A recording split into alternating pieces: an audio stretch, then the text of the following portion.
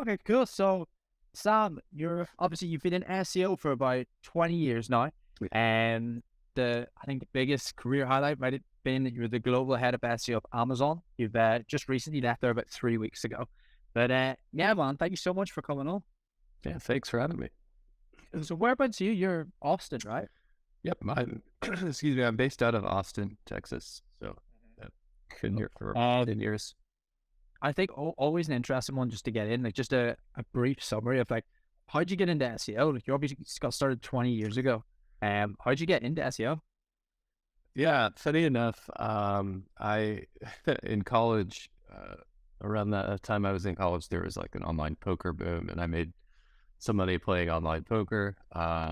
And I was like, oh, I don't want to just waste this money. So I bought a website. It was actually like an online casino, like affiliate kind of site. And yeah, so had no idea what I was doing and how to generate new customers. So I just dove in, and at that time it was like called online marketing. There was no like SEO. There were very little resources to learn. So I just dove in, tested stuff out, see what worked, what didn't. Um, and back then, early 2000s, like the SEO tactics were totally different than what they were, what they are today. So it's fun. Yeah. It was like quicker results too, right? You could change something in one day, and by the end of the day, um, Mm-hmm. you could see improvements in rankings. So Cool. from there, I just jumped into doing more of that. I was like, this is awesome. So ended up just taking a job in the field afterwards. So, Cool. And so like you had what was the company called? It's called SEO Experts Amazon, right? yeah, You've been like in the actual niche of Amazon SEO for a while now, right? yeah. As far as I know, yeah, like Amazon for SEO, right? Or SEO for Amazon. So like within the Amazon search uh, ecosystem, as far as I know, I was the first person you could like publicly reach out to doing it. I'm sure there were people doing it before me, but it was similar to like how I started it with Google, like SEO. I just created an ebook, put it up on Amazon, and just tried to figure out how to rank it better. And I started doing that more and more. Did like 300 ebooks at one point. uh, Smart. yeah, and then I was like, "Oh, this is pretty fun. Like, let's try with products." But yeah, and then I threw up a website, and anything like related to Amazon, like SEO consulting or something like marketing. So yeah, I started Amazon SEO Experts. Um, Again, algorithm back then is totally different than it is today. So it's kind of fun to see how things evolve. Did you sell the company, Sam? No, so I can give you a long version or a short version. But ultimately, I still do Amazon SEO consulting, just for a handful of clients. The longer version is something about scalability and difficulty being successful at scale with lots of clients. Any SEO agency or marketing agency knows that it's like at scale, doing things effectively is not easy. It has to be very high touch. So I went the route of avoiding churn. So you have some agencies out there that they don't care. They just churn clients, and their main focus is always replenishing that client supply. And other agencies where their main focus is to retain the highest level quality clients. Um, and so, yeah, I indexed on the retaining clients rather than the churning clients. And you must have like a unique edge with the fact that you worked in Amazon as the global SEO. Did you pick up any golden nuggets or that hush hush? Um, I've certainly gained more insights into the inner workings of Amazon. I won't say I've gained insights into the algorithm that much more. I wasn't an engineer on the search algorithm or anything like that. But yeah, just like how Amazon works, the way it views customers, the way it views sellers, I've certainly gained some insights there that were pretty valuable. As far as like nuggets I can share, I'm not sure there's anything like that you couldn't already kind of figure out. It's already pretty transparent. but I think what you'd find is like international marketplaces are probably a good place to start if you can. Really, starting in Amazon.com is going to be the really like, yeah, that's like the varsity level um, playground, or you could go to JV in like Spain or Mexico or something and start. And someone the language. What about the niches though? So to select those niches, so for the ebooks, 315 is a lot. Was it, did you take the numbers game there, or how did you choose the niches? Yeah, so that was it. Actually, the way I viewed it was I was just sort of taking like how to. So I was just creating how to guides. I would start with a 20-page how to guide and post it on Amazon. Yeah, just a 20-page how to guide, price it as cheap as possible, put it in there for free. You know, back then you could run free, free downloads, or you can share for free, like make it as accessible as possible.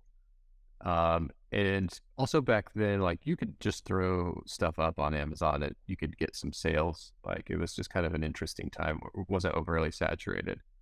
And so by doing like a quantity versus quality, I could see like, okay, well, these topics were more valuable.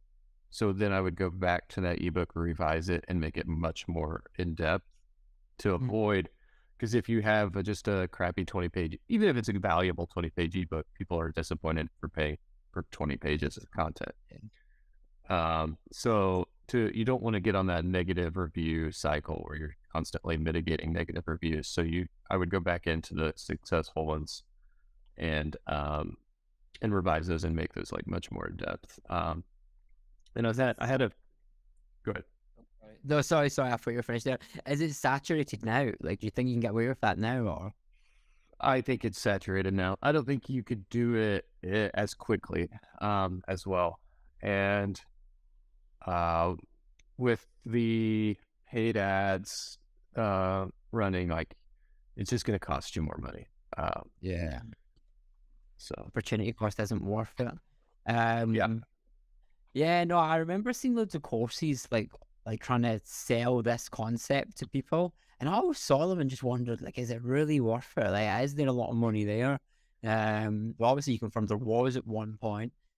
What about other, like you just said, though, other markets? Could this still be a game plan for the Spanish market, for the Italian market? I think you could. Yeah, I think potentially you could, because especially if you're a native to these markets, right? Like if you know like what somebody would want to search for, you have an edge in those markets than someone like, like me creating something for Germany. I'm just going to basically translate it from English to German, right? But it may not be the actual search term a native German person would use. Yeah. So I think there's some advantages there for sure. If you can understand the way people search in your country. And so obviously you were the global head of SEO of Amazon then. So in different markets, did you have like different divisions for like different languages for your SEO team? Yeah. So the way so for our SEO, like we were more focused right on actually getting rankings for our pages in Google. And yeah, with the content we would create, we would have local people that work. Like that's the thing about Amazon is there's people working at Amazon in every country. So yeah, we would have a team in Germany, review our content, translate it, transcreate it, format it in the way that's more like appealing to that country. So it was like local content basically. Yeah. So in each country, right, like Germany or whatever, Spain would have their own oversight before it got published live. So yeah, for sure, it's not just a copy and paste to other countries. And how many people were on your SEO team? Yeah, so I had I had 14 direct reports. That's of course globally, and also the way I built my team. When I started, it was a new position. So I was within Amazon Business, which is like the B2B version of Amazon.com. So if you want to buy bulk laptops, you don't want to buy it on Amazon.com. You can go to Amazon Business and get a discount.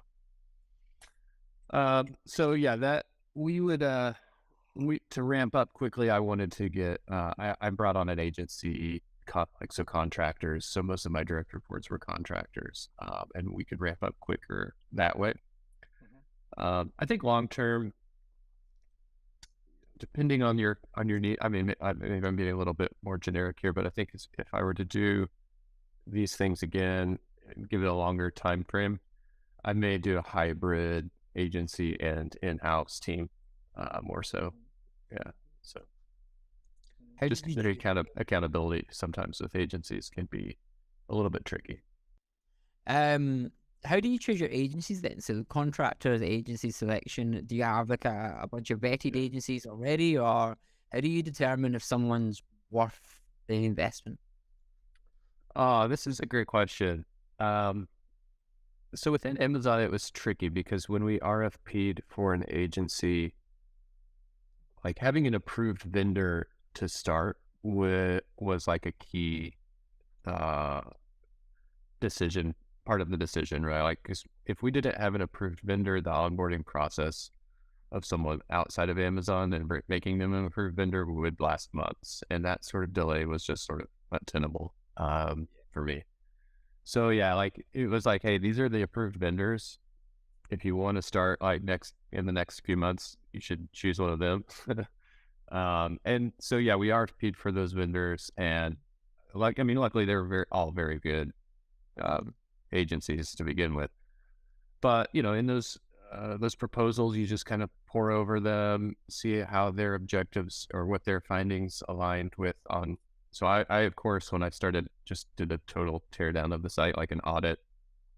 And I could say, okay, well, these are the more pressing needs. Like, let's see if these agencies find these needs as well. So if they could find some of these things, then it seemed like they were well qualified enough to work with me and address those things. So, and also like capabilities, right? Like, can you write content for Germany? Can you do keyword research in French? Can you do it in Quebecois and in French Canada?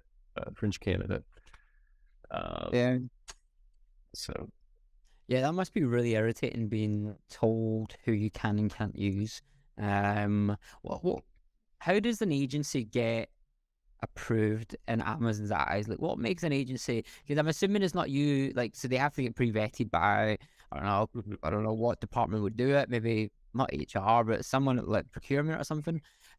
What do they look for? Like, yeah, I think they're not as concerned, right, with the skill set of the agency as more of like the legal matters of the agency, right? Is the agency going to hold them like bill correctly? Are they capable of meeting the legal requirements, staffing, that type of thing? Like, it's more of like the HR part of the agency. yeah.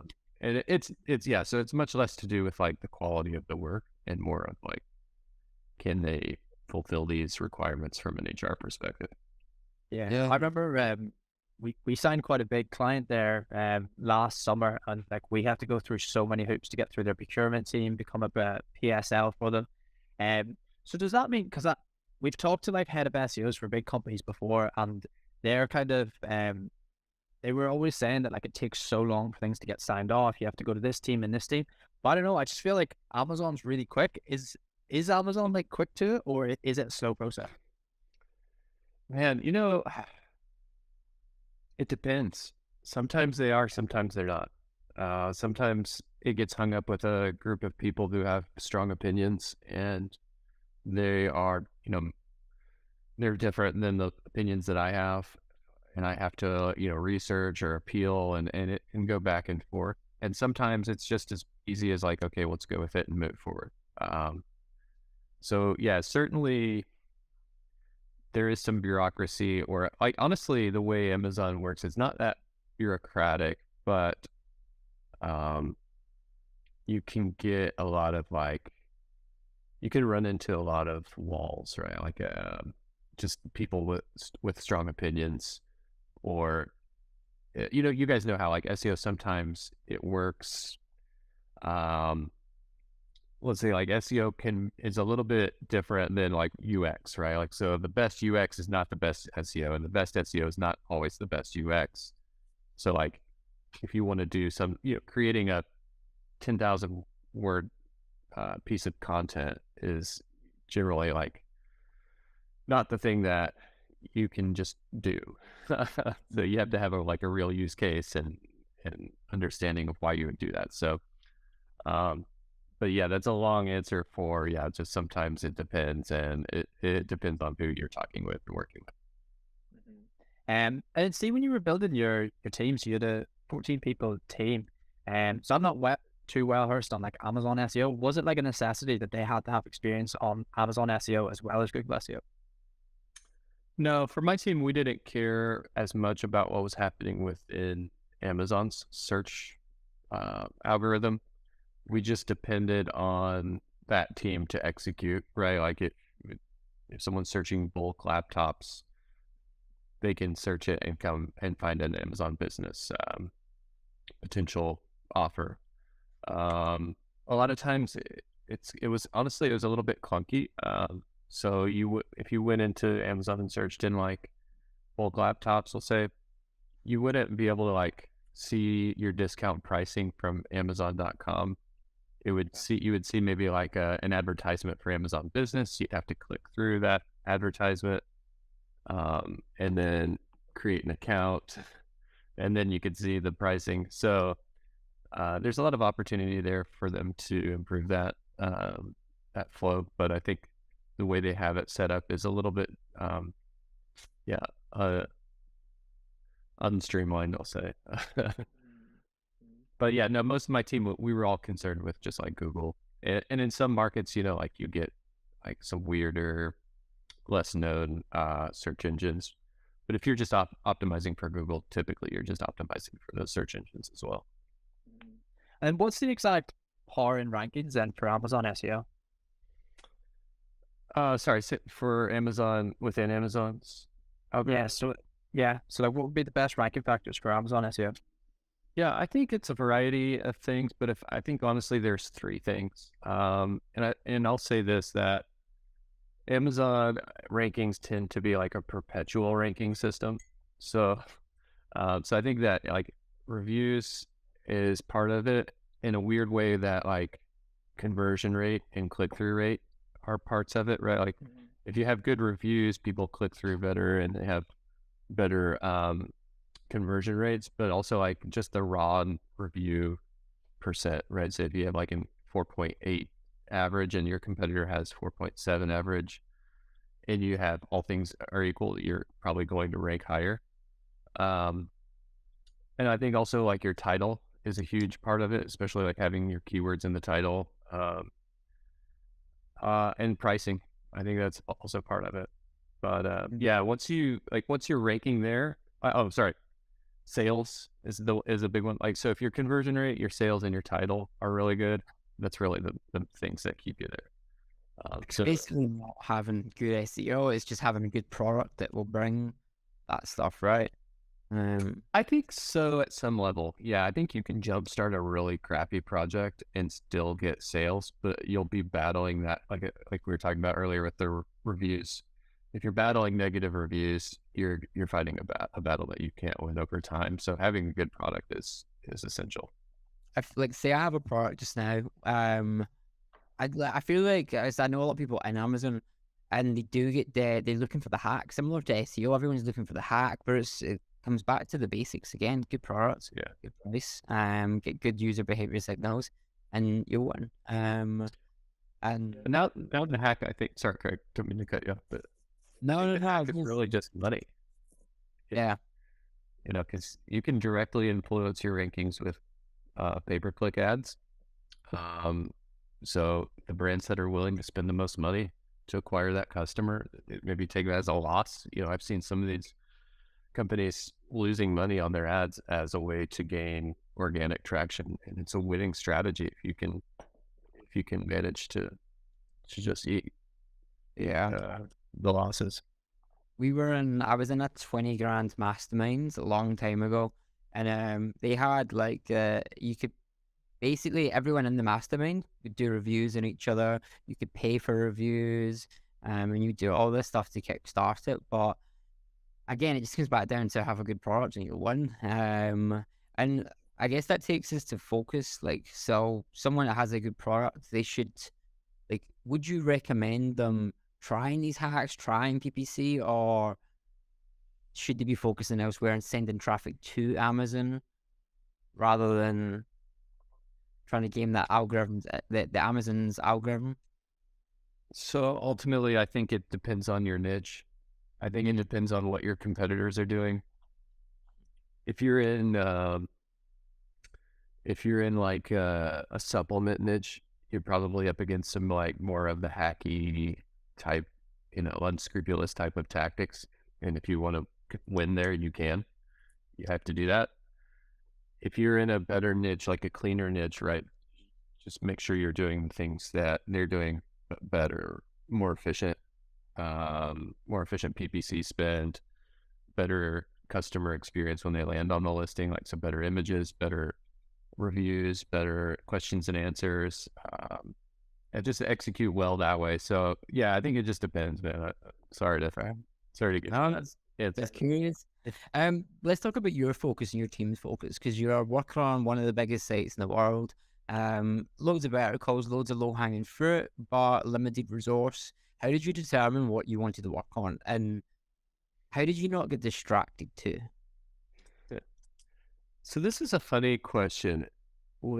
Maybe for whomever my successor is, they can watch this and get some insights and cut down some of the learning curve. But at first I went and saw, like, I did keyword research and saw the keywords that were like the highest volume search terms. Right?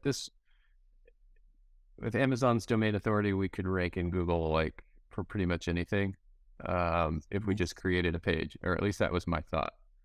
So I threw up some pages and tried to optimize some pages for keywords that were like were transactional. So I'll say like office supplies had like a couple 100,000 monthly search volume. And so when we tried to rank this page, it was more of like we couldn't get past like the second or third page, because what ranks there is Amazon.com, right? And so we were trying to rank a business.amazon.com page because the customers searching for office supplies, they're looking for probably more than one piece of paper, or more than one pen, right? Or whatever. So you had like a business to business intent. But we couldn't outrank the root domain Amazon.com. And I don't know if you guys remember this a few years back, but like Google did an update to their algorithm that limited how many results Amazon specifically could get. So people were complaining because they would search for like a product like AirPods or something, and it would just be all all Amazon listings, like 10 results, all Amazon. And so Google was like, okay, we're going to limit the amount of listings that Amazon can rank for. And so that was a challenge, right? Like that was something that was, no other site is out there like having to battle the algorithm of like, they had like an if and then save, if Amazon, then only 2 results possible. Yeah, I had to pivot, because apparently like these transactional keywords like office supplies or bulk printer paper, bulk laptops, at Amazon.com root domain product page, Google saw it as more accurate, like more relevant to the customer than our B2B page.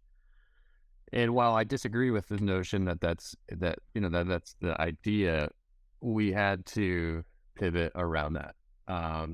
Another thing, like within Amazon, that was kind of strange. Like typically you would be like, okay, well, let's just do a canonical, right? Like it's obviously better for the customer. Let's do a canonical or like a redirect of this page to the B2B page. It's by far going to be better for the customer. But because of the segmentation of the Amazon teams, there's just no way we could do that. So we had to just say, okay, well, I'll let the Amazon.com listing rank there. Hopefully we can attract some Amazon business customers by putting, again, like that advertisement on that page. And then they have to click through, create an account, then see the pricing.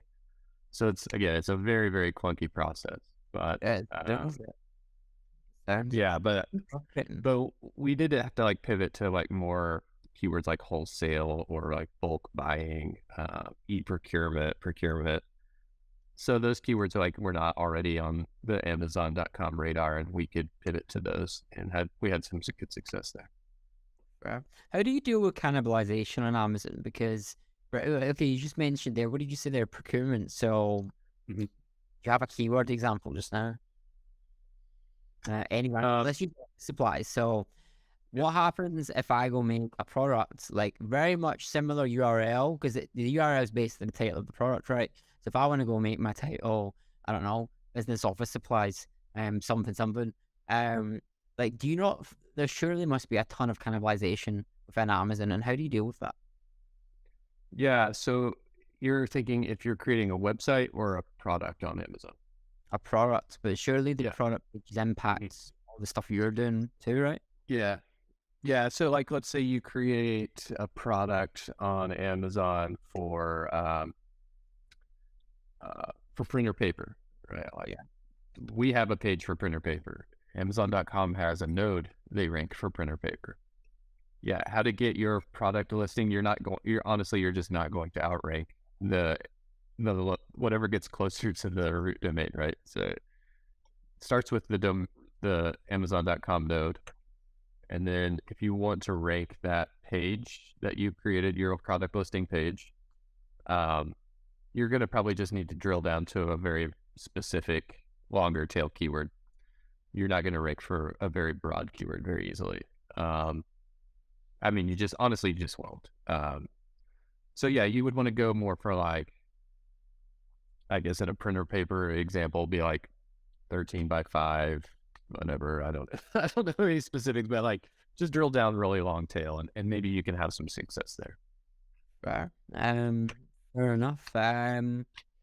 Yeah, does it not get annoying, like trying to rank these pages and essentially your users working against you? Then you've got teams to battle, and then you've got like you just said there, even Google's got a specific thing that is coming for you too. Surely that makes your job really hard and frustrating. And like looking at your experience, you're the sort of person who likes to move fast and get things done. Must have been very corporate on Amazon. Yeah, it is. It is and it isn't. Like kind of like the onboarding of agencies example earlier. Like there's some things that move very quickly and some things that don't. And when I hit a wall on some things, I would just pivot to the things that I could do until we got more traction on the things that were held up. Sometimes I'll say, I admit I probably was bad about not following up with the things that hit the wall. I would get more preoccupied with the things that were getting traction. I don't necessarily think that's a bad thing, but sometimes you could have a bigger impact with something that was held up if you can move it forward. So it's a matter of like every day I was reprioritizing work. And what about emerging markets? So if you like, how does Amazon enter new markets? So let's just take South Africa, for example, because I don't know if we can speak about that, can't we? Because it's common knowledge Amazon's trying to expand to South Africa. How would your superiors come to you and go, look, we're starting this up. We're obviously going to have the logistics, blah, blah, blah. Do you have to try and get the keywords before they have their infrastructure set up, or how does that work? Yeah, so in my cases, the teams would be pretty much already operating to some degree. And SEO is like not the top priority. Like even like marketing in general is not even, I would say, not even the top priority for Amazon. Like getting the market set up and having the infrastructure and logistics in place is their first initiative. And once they can execute on their deliverables as a company, then they'll say, okay, well, let's build a team around this. And so it's really like easy, I mean, I'll come in and the market's already like relatively mature from a logistics and fulfillment standpoint. So like, yeah, in this case, for like, let's say South Africa, I haven't even touched it for SEO. I haven't even looked at it. It was not on my radar. But at some point, likely it would be, Yeah. and they'll have a team, and they'll come to us and say, hey, look, we have some budget, right? Like our country now, like our geo has this budget for SEO that we'd like for you to help us, and typically it starts small, get some wins in, and then kind of grows over time. And yeah, It's a good example of earlier on you said go to these emerging markets and trial stuff there. Like the South African one would be a great one because its population's massive. There's loads of people there, obviously, but it's nowhere near as competitive as the US. So it's a good example of moving there. But so essentially, when you do get it assigned to you, it's Amazon, so it's got backlinks, it's got links from the other Amazon URLs. It carries a ton of power. So but what about the actual creation of the site? I'm assuming there's a ton of SOPs. This is how we lay things out. These are the categories we use, and it's already set in stone. Surprisingly not, right? Like surprisingly, like AWS may have their own SOP, Amazon.com has their own SOP. What you'll find is there's a lot of like, well, what did Amazon Music do? What did Amazon Ads do? And you reach out, like I would reach out to the like AWS SEO and ask them how they were doing on something.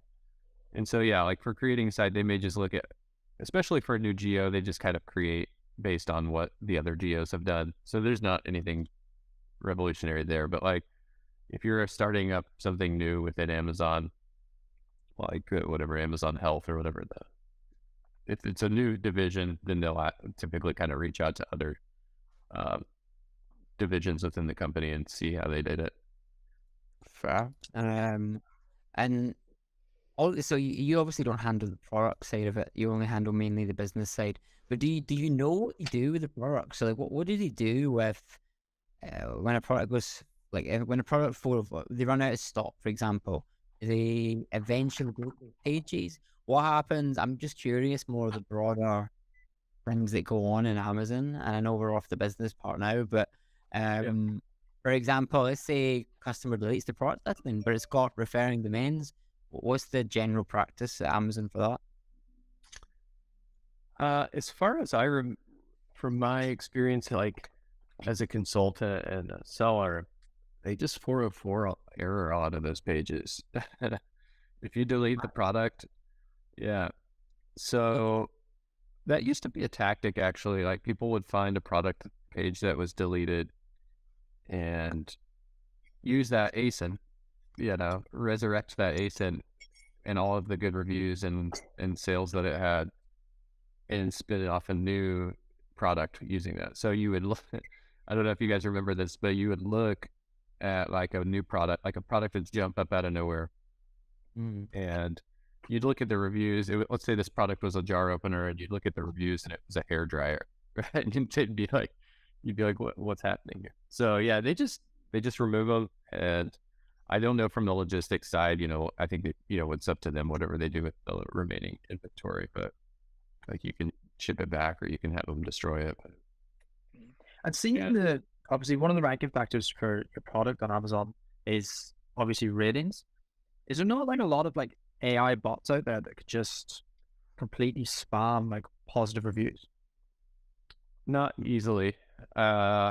It's the algorithm is so much tougher now. Like the filtering, spam filtering, and review. The threshold for like authentic reviews is really good now. When I started, it was super easy. I just honestly, with my first ebook, I just went and bought an Amazon gift card, created a new email like on Gmail, and created an account on Amazon and just bought it and reviewed it. And that was years ago. I would never do that now. It wouldn't work now anyway. But you can buy reviews now. Can you not buy reviews from Amazon? You can. Like, yeah, you can. They have that like launching service that you can pay like an extravagant amount of money for. They used to have like Vine reviews. I think maybe they do something, but it's a little different. not called like Vine reviews, but yeah, there's some ways that you can get reviews. I think like legitimate first reviews to launch the product. I think the best way still though is to have it's to like reach out to people that are trustworthy to buy it and leave a legitimate review. Do you not get like, so you see these markets unfold within Amazon and you obviously can see what works and what doesn't. Do you think Amazon's getting too big for its own boots in the sense that we're going to find, so we saw it with Indeed, it's went from job boards to Indeed to now job boards again, or it's now taken off again. Do you think we're going to see that with Amazon, where it's went bookshop to Amazon to bookshops again? Like, are we going to see the full 360? Yeah, I think so.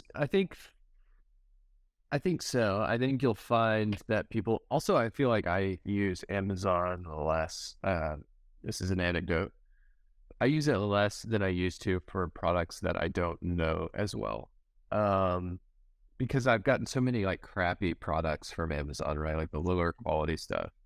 Yeah. So I think that is a headwind for them. I do think there is like I think there is a huge advantage to being specialized. And so if I were to launch a new e-commerce product, I would not probably start on Amazon because it's just, there's so much cost, headache, and competition on there that it would not be really like worth the validation time yet. So I do think to some degree, yeah, Amazon's probably will face some headwinds there. And I think it opens up opportunity for more like specialized websites or e-commerce providers to step in. Yeah. But in general, like, I mean, Amazon is really great for just, hey, I need to buy this thing that I've bought on there 20 times, just go back and rebuy it. You're right though with new products. Like I've also become aware, I don't know if it's because I'm in marketing, but I'm also aware of how many cheap Chinese knockoffs there are on there, and you can tell if it's the Chinese doing it, and I'm not being racist here, but like you can tell if they have a specific way of setting up their landing pages too, and I don't know, it's got a kind of cheap look to it. Whereas you can see the American drop shippers and stuff, like they are a little bit more high professional, but nonetheless though, I would say like I've recently become more aware and concerned over what I'm buying on Amazon if it's an unknown brand. But I also have become more concerned with the reviews I read online too, because I know how much affiliates don't actually buy the products and just write whatever they want. Yeah, once you know that, right? Like you're like, I barely even look at reviews anymore. It's scary. Yeah, you kind of get like whatever red pilled or something on the reviews. You just you're like, I can't do it anymore. I just know that half of these are fake, and I can't tell which one's real and which one's not. So too hard. They're making it too. You can tell, that's the thing. Unless there's literally real images, which I think is actually a good thing, and I'm liking how it's becoming harder. Like to create a review without having the image. I like that because there's more opportunity for those that want to invest. Have you considered starting your own site, like your own e-commerce site, or you can't do it? No, I have. No, I have. But I don't think I would. It's a lot of work at this point. The battle, like whatever, the potential upside is probably not worth the amount of effort required. It's like kind of not asymmetric enough. What about I would do. What's that? What about affiliate marketing? I don't think. Yeah, I don't know. I honestly, I think what I would do is more. Well, I'm torn on this actually because I love the idea of software or content because it's so scalable, and you know your cost for like your incremental cost for customers after you've broken even is like nothing, right? Like you create the content once or you create the software once, and every other customer, it's all profit. Whatever the cost to acquire customers is, maybe advertising or something like that. But And I want to be able to live like Josh, right? Like I want to be able to live in Aruba for a couple months, or I want to pack up and go on vacation. So, if you do e-commerce, when you start out, like there's a lot of like just doing it yourself. Like when I started some products, I just had the stuff in my garage and I was packing it up, having it shipped off. And so there's when you start out, you have to be there and spend a lot of like junk time, if you will, not actually like improving the business, but fulfilling the work. But it's fun. That's actually pretty fun too. I get the visceral feeling of being like, oh, I got the order, I'll print it off, slap it on, and ship it out. But you're not like growing your business when you're focused on doing that. So, but yeah, I think YouTube has a lot of opportunities, and so Amazon has this buy with Amazon thing coming out that's pretty interesting too. So that may put some affiliate like Amazon affiliates or other affiliates in jeopardy, but there's a lot of opportunity for content creators. So it's like if I may be saying this wrong, but as far as I know, it's not an affiliate link, but it's a link to the product, and you get, like, if you sell this product by following through the link, you get some percentage of it. It's or like if you're the seller, you can have some attribution there too. Yeah, probably not familiar enough to be speaking too closely. I just need a general name. I don't know why. I'm not really into Amazon affiliate anymore. Like after what they did, what was it, 2020? When did they slash? Was it 2019? It must have been 2019. They completely slashed the rates. Yeah. And I think that was the last straw for a lot of affiliates. Your newbies will get into Amazon affiliate. I mean, if I start a new site, I'll throw it on until I get more of the deals. And then when I get more of the deals, like they're offering 20% commission plus, then like, why would you not? And that's why I'm thinking, like, cool, Amazon's too big for their boost now, because people are going to go after these smaller suppliers that are willing to look after the affiliate. And yeah, I'm not sure if that's the way. Yeah, and it's a 24-hour cookie, and yeah, it does convert pretty well because people trust Amazon. But yeah, there's a lot of downsides there. I think, yeah, and also what I hated with these is, like, if you're trying to rank a website in Google, having an Amazon affiliate link, typically there's like your site better be really good, to get rankings. Like Google does not like ranking affiliate sites, from my experience. Yeah, no, Google doesn't, but I don't know if that's because you don't like affiliate sites. I think it's because the people that make the affiliate sites just don't put in enough effort. And Could be. I think it's more towards that. Are you and it good on that though? Yeah. So I've tested that. Yeah, I've tested that, and it's been a couple of years, right? Since I've worked but prior to me working at Amazon, I had a website that had like good rankings for a niche, and got good traffic. And then I threw on some Amazon affiliate links, and like a week or two later, the rankings were gone, and removed the Amazon affiliate links. A couple of weeks later, the rankings were back. So, replace the affiliate links. Sorry, say that again. You replace the Amazon affiliate link with other links now.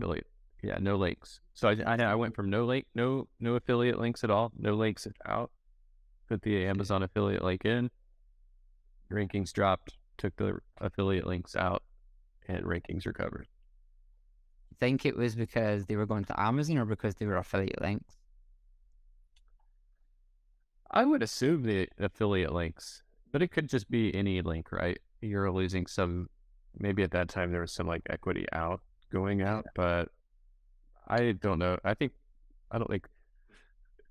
Again, an edit. Interesting. It's not a perfect test. Yeah, no. Clear indicator there. Yeah. So what do you think like your next big thing is then? So if you think like you've done Amazon, big company, do you have any like dream clients or like jobs you would work for? Like for me, TikTok, I think TikTok's really interesting just now. Yeah. As a from an SEO perspective, huh? You'd look Yeah, at just TikTok. use my mum say. I was speaking to the head of it, well, not head of SEO at Depop, forgot his actual title, but what one of the SEOs at Depop, and obviously that was an app first, website second, and it brings a whole bunch of challenges. And TikTok's obviously booming. They have the e-commerce side of it now with the shopping. Just looks like a really interesting platform to work on. And like from their perspective, someone with your experience would probably highly lucrative. So I'm curious, what is your dream? What is your next job? Where do you want to go from here? It's a great question. I think I need some time to recover. So, and I'm down to Aruba. yeah, I need to. I may come down there. But I need to I need to get back to learning. And some ways managing. You know, when you manage a team, you lose a lot of like the time spent researching and learning. And so I'd like to spend some time getting back into the weeds, and then go back to managing teams is typically like not a thing you need to really spend a lot of time like catching up on learning. So like I could get back to doing that quickly. I need to make sure that I'm confident in making the decisions that we're making with the data that we have. But yeah, I think like my next, you know what, like you said, TikTok. I think YouTube would be a fun one to be like. You don't see like YouTube dominate Google's search rankings. Maybe it's from antitrust, but you there's a lot of valuable content on there. And your time on site relative to something like TikTok, right? Like the engagement with YouTube, I think, is something that's impressive. Like people are watching like hours long podcasts. Yeah, Yeah.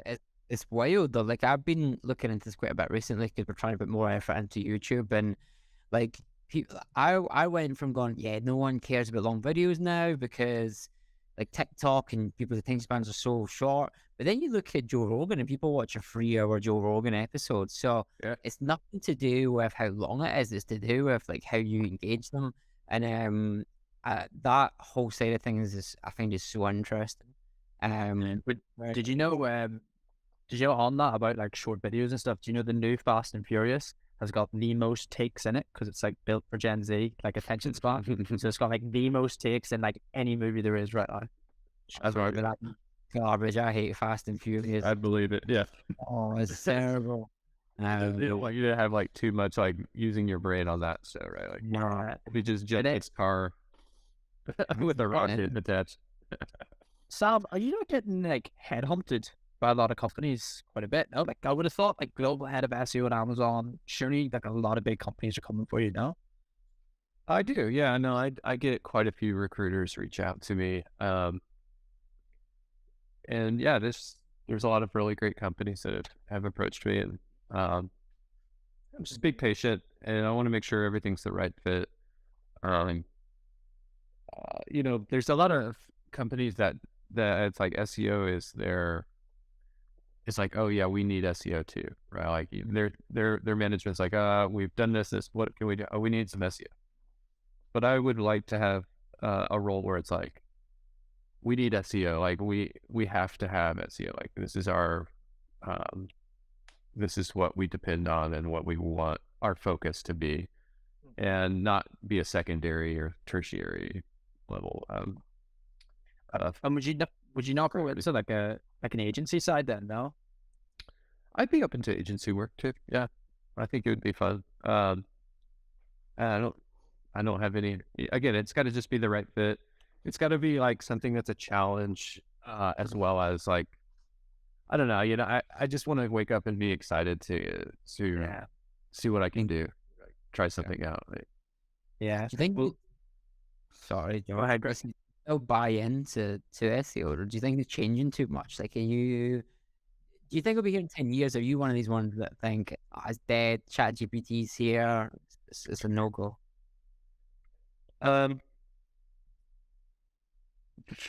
the so SEO, like the SEO I started out with is dead, right? Like the SEO I did in 2003 is dead. The SEO we're doing today will be dead in 15, 20 years, right? It's just, what do you call SEO? Or like, what is, nobody is like nobody's like stuffing keywords into content anymore. That's dead. Oh. So it's just, things just change, and like Chat GPT is super interesting. But it has to pull something, it has to pull data from somewhere, I think is something that I like. I also say this too, like Google search results are basically the phone book, and what is it, Moore's law? So things like grow exponentially, like technology grows exponentially. So like the phone book was a technology for 50, 60 years. Then Google replaced it, and it's been around for like 20, 30 years. So it's almost time for like Google to be replaced. And then the next thing probably lasts like 15, 20 years, whatever that version that is. And I think it's exciting. I mean, that's what makes things fun. And that's what makes me like, I need to take a break and learn more and research more. Reinvent yourself. Yeah, exactly. If I was still stuffing keywords behind a div, I think you'll find on the people site. still do that. I think it's quite sad, but I think you'll probably find there'll be some people there that've been in the game 15 years and just can't let go about how good of an SEO they were 10 years ago. There will be people doing that. But I guess so. Like, so you're going to take this step back and reevaluate things and see what you need to learn. Do you have anything in mind? Is there anything you're going to double down on in this period of learning? Is it video? Is it voice search? That's still spoken about. Yeah, I think all the things that just whatever interests me, honestly. So obviously, like I've mentioned YouTube a couple of times, that interests me. The accessibility. So that was something that I wish we could have done better at Amazon, is have more like accessibility, like translate our content into something that can be read to you, right? Like transcribe it. Yeah. So I mean, there's a lot of ways people can take in new content now. Say that again. Still think voice search will boom? I don't know. I'm not sure. I'm not convinced. On voice search, like people were like, when Alexa was growing and like all of those like voice, like home voice devices were growing, I think people are like convinced that was the next big thing. But I don't think it's really shaped out to be that. I think it's just too difficult, at least at this point. I could see something happening in the next few years where it's like the technology is much better at understanding what we're really asking for or needing. But yeah, I don't see it being the thing that really changes the way we search for things. Same with like augmented reality. All of that tech is like maybe too early and not good enough yet. Fun either. I saw someone the other day in a virtual rave. There was some kids in the room raving at a virtual rave, and I think it was Tiesto. I think it was Tiesto or David Guetta or someone like that. And I was like, who the hell is going to a virtual rave? I mean, you probably have to pay like a ticket for it, so really? Oh, stupid. I don't know. I tell you what though, I'm playing around with crypto. I'm open to most things, but this VR and Web3 stuff, when you're buying virtual land, I cannot fathom why this is. There was Callie, my girlfriend, she knows a company that does all this, and that's their whole thing, virtual land. And I just think it's the biggest load of rubbish in the world. I can't understand it. The only use case I've seen that sounds like, because McDonald's have a virtual McDonald's. What? Oh, do they? But have you seen this is just a new version of an old thing, right? Like what was that, Second Life? There was I used to be into that. I tried it because I mainly bought into the concept because you could make money in Second Life. So I was like, I could go and get into it. So get into it like that, but I could never understand what it was. I tried it one time and was done. Yeah. Because the first millionaire was made, like there was a person who made $1 million selling stuff on there.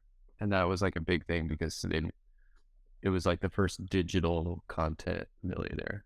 But yeah, now it's just a new version, like Web3, all of that. Yeah, I think it just goes. a whole deeper story of all the money printing that's been going on. It just needs to find a home, and that's just like one of the homes it's found, and it's just kind of taken off. Will it last long? I don't think so. But yeah, I was lucky to be like a believer in crypto like relatively early. And I still believe in some ways it could shape out to be something worthwhile. I think it's especially valuable if you live in a country where you have like an unstable currency, right? If you're in Venezuela or Zimbabwe or wherever, Turkey, yeah, you still have to worry about like getting that money in and out of your crypto exchange or your wallet or whatever. But yeah, I think I think we're just still too early. Like things feel like they're there, like AI, right? Like these things, they feel like they're there, but they come and go, and then they come back and they're much better. But then, yeah, and obviously, so Sam, you're obviously like very high level SEO at the top of your career. Have you got like a tribe of mentors or like a circle of like other high level SEOs that you go to like bounce ideas off? I used to. I mean, when I started out, actually, there was a forum that I really went into, and it was more of like I guess I'll say it was like a black hat, if you will. It's more like just how does this stuff work, and can you like figure it out and make it work for you? And I think what you like, this is a tangent, but I think if you like, people are afraid to like black hat SEO on the website that they create just to learn how Google is responding to these things. They're missing out on some knowledge, like some knowledge on how the algorithm works. Yeah. You don't do, obviously you don't, I'm not black hat SEO for Amazon. Like I'm not going to implement anything, right? Like for outside of my own research, I'm not doing anything like that. The jeopardizing of a website, but it's something that you can get that knowledge in. But I think now it's just mostly like my friends. Like I have a friend who runs his own website. It's a small site. It's like a lifestyle site, but he's in touch. Like that's his job. Every day he wakes up and he's trying something new. He was telling me about this like Chat GPT creating like he had a friend, like, so his friend that he's telling me about his friend who had used Chat GPT to create like a script. He created like 300 scripts, and then he used another program to create the scripts for videos. And he published like 300 YouTube videos in like 10 days. And man, that like that jumped out to me like, man, that's cool. I think that would be fun to see what happens there. But yeah, I mean, like now it's just my friends, my peers. And, I'm certainly not doing like any mentor or mentee thing, but I'm not opposed to doing it. It's just not like had the right situation hasn't come across. Have you heard of the Traffic Think Tank? I have not. I want Traffic Think Tank. We've been in it for quite a while now, but it's like 800 like SEO agencies, like top level SEOs, like Nick Eubanks. It was just acquired by SEMrush. But in there, I did see that channels, all your channels in Slack, and people are talking about like, what's going on in the industry, everything, all the time. But we've been in it, and it's been invaluable for us, Craig, hasn't it? That's a very good place to be. I'll give you my affiliate link. No, I'm joking. But it has. I saw that. I saw that people were kind of like, I don't know why SEMrush would buy that company, but really, is that the comment? That's weird. That was a few of the comments I heard, like that they were just like acquiring companies to acquire companies. I feel like that's a really strong acquisition for them, because it's like some of your most talented SEOs within there, like to befriend and get them on your side is like a strong play. Yeah, makes sense. See earlier you mentioned there like you're obviously not a black hat SEO, but do you think there's like a rite of passage, and there's like a series of things that you have to do? So like, for example, if you're going to recruit an SEO, would you have wanted that SEO to have been able to have built, or in the past to have built a PBN, for example, just to know he's done it and he's played around with it and tested it? Is there like a number of rite of passages that you would want to see in a top caliber SEO? Yeah, for like a top caliber SEO. Yeah, I think they need to be able to do their own testing. do their own research, and yeah, like create a hypothesis, show me what you did, what were the results. It doesn't have to be black hat. Um, Yeah. I think I think that the way I learned by just doing things myself and like not reading along or following along with other people as much gave me insights that other people didn't have. Um, and I got results that other people didn't get. So, and I think if I were to bring on like a top level SEO person, like a team lead, I would want them to have, I think at least show me some results. I mean, honestly, SEO is about the rankings and the traffic. And as much as an SEO, I need to be held accountable for those things, right? Like for a company, it's like, oh, but there's so many different variables. At the end of the day, like that's what we're graded on. And you get the rankings and the results and the traffic. Did you read the Yandex leak?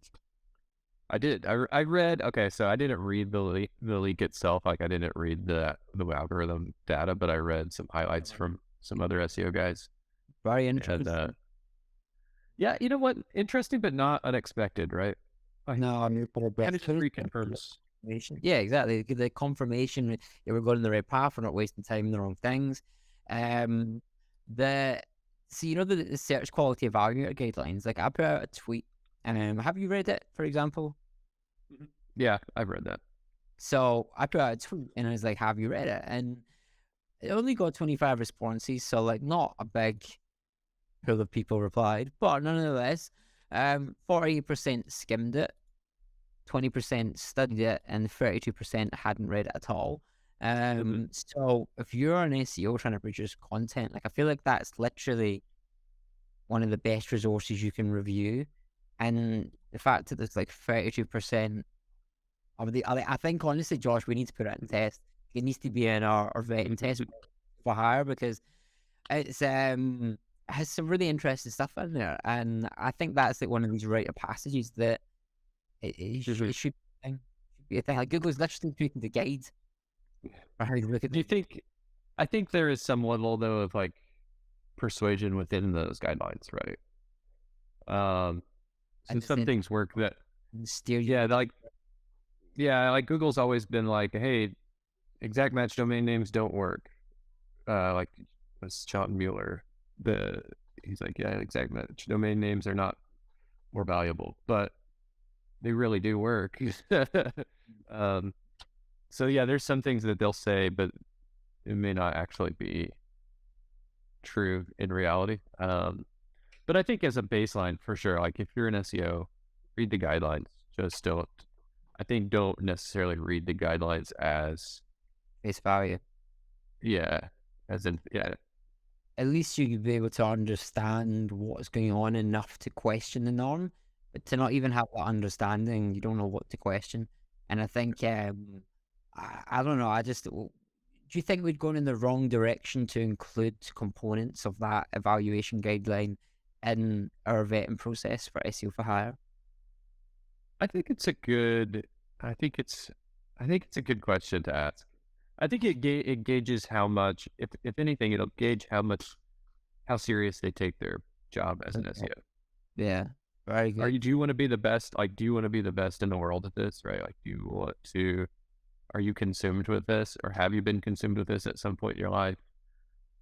And if the answer is, if the answer is I never read the search guidelines, the quality guidelines.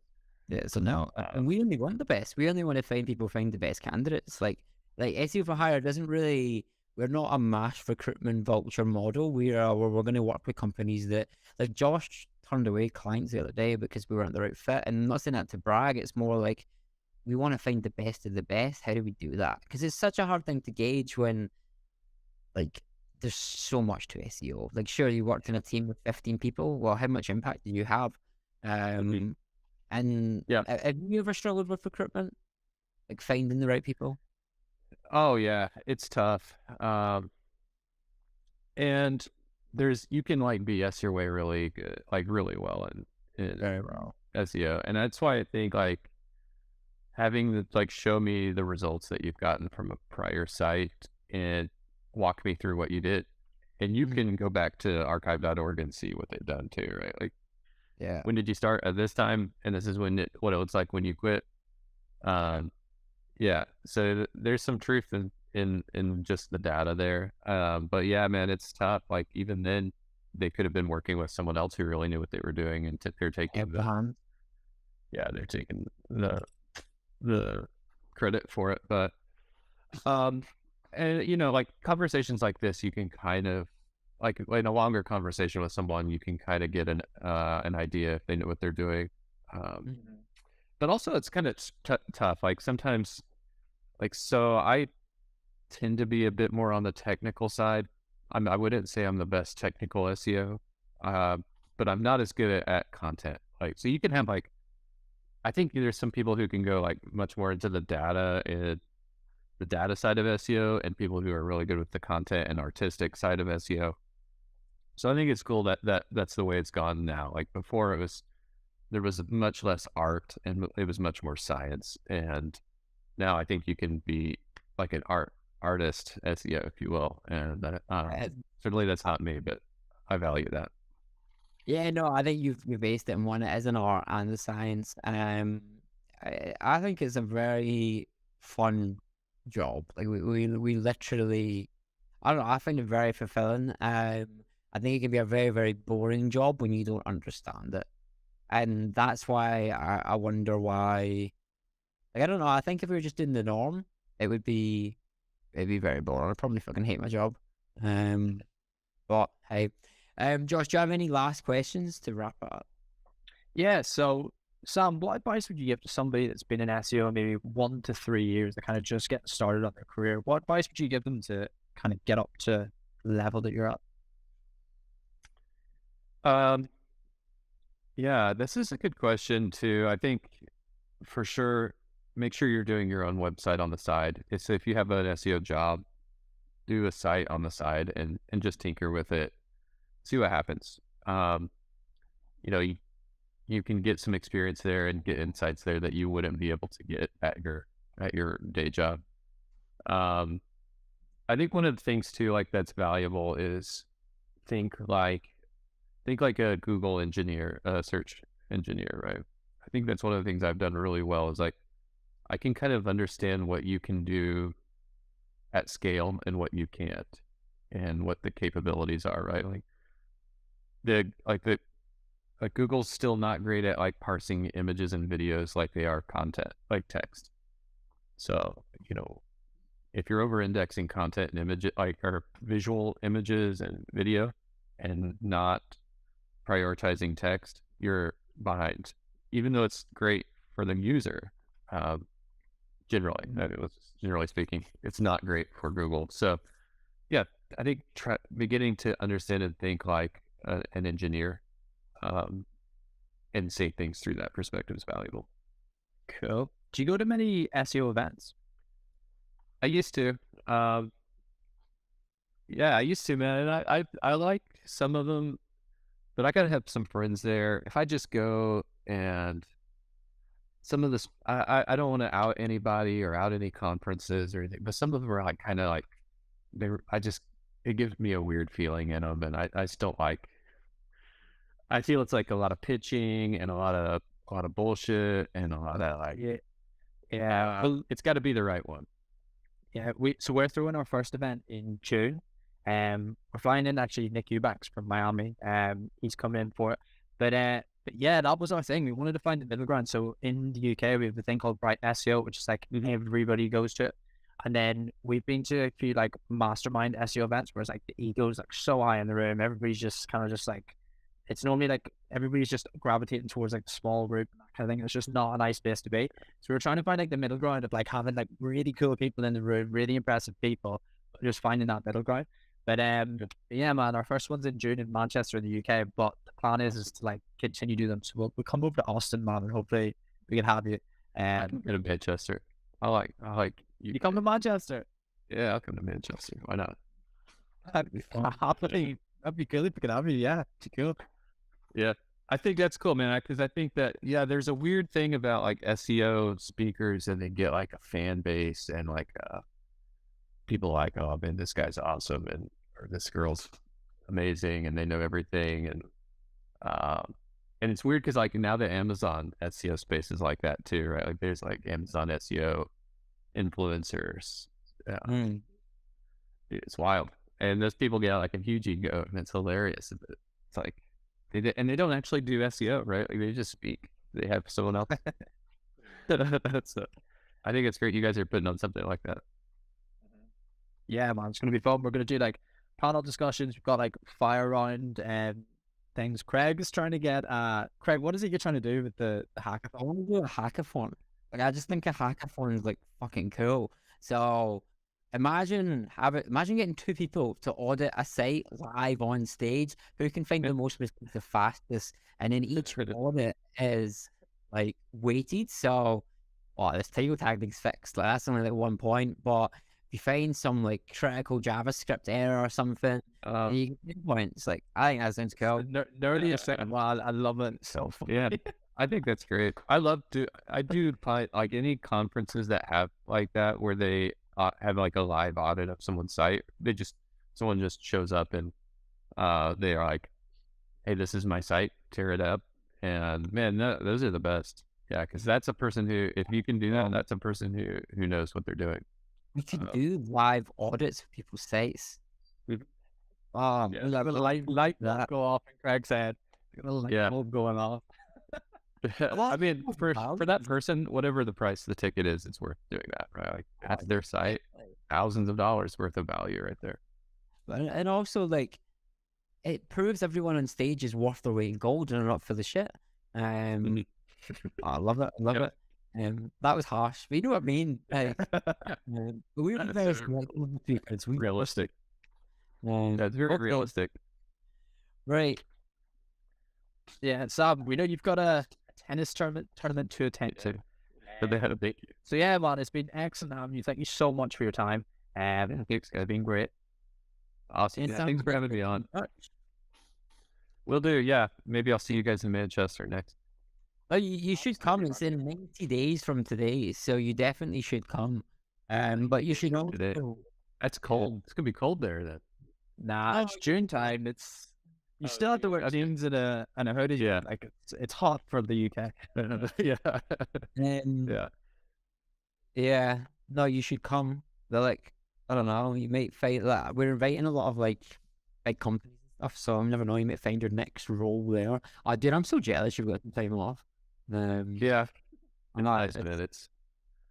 It's something like I've needed for a while. Plus, I got 2 kids. I have a 7-year-old and a 9-year-old, and in a couple of years, they're not gonna want to hang out with me. So I need to like enjoy this time a little bit more. Like while they still think I'm all right. They don't think I'm cool, but they think I'm all right. Like I think you've got. Thanks, Craig. Jake, you know name my son if you want, Craig. I'll adopt you. Did you ever meet? Yeah, that's funny. Meet who? Jeff Bezos. Did you meet him? Oh no. I like the closest I got was like 2 guys away from Andy Jassy. So those guys are so insulated, dude. They're like. Does he walk about? Like, I was going to wonder, like, seeing the Amazon offices, does he have like 6 bodyguards and stuff? Although he's a bit. So he probably like, that he's ripped. He doesn't need any bodyguards. Yeah. Bezos is he's jacked. Got on a lot of steroids and he jumped on the free HRT. Yeah, probably. Next we'll beat this bit out so he doesn't come for Sam. Fuck this guy. You're a hit. Let us know. I am. Well, I disappear. You guys know what happened, right? Yeah, basically. And they have like Amazon has some crazy stuff too. They do like government contracts and like they have like top secret rooms and stuff like you can't have access to. It's kind of cool, man. Yeah, they have like a building, like nondescript buildings everywhere, especially in Seattle. It's like a known thing that they work with the Pentagon and stuff as well. Well, I'm not the video to get some reach. This podcast went into conspiracy pretty quickly, right? They'll definitely be like you now, right? Say it again, Greg. You think they'll listen? Who? Amazon? Jeff. Yeah. Oh, yeah. Jeff's watching this on his yacht. Absolutely. Jeff. My name is Jeff. But listen, Jeff, if you need a new head of SEO, we have. Yeah. They're way better than Sam. For the Washington Post SEO. No, I'm joking. I'm you great. Right. Let's wipe this off before we actually get. All right, Sam. Thank you so much for your time and enjoy your tennis tournaments. But yeah, we'll be in contact once we get this up and let you know. And we'll put all your socials and stuff on the bottom or anything that you want plugged. Anything. Yeah. So Sure. All right, man. thanks, good. Have a great day. Have a good one.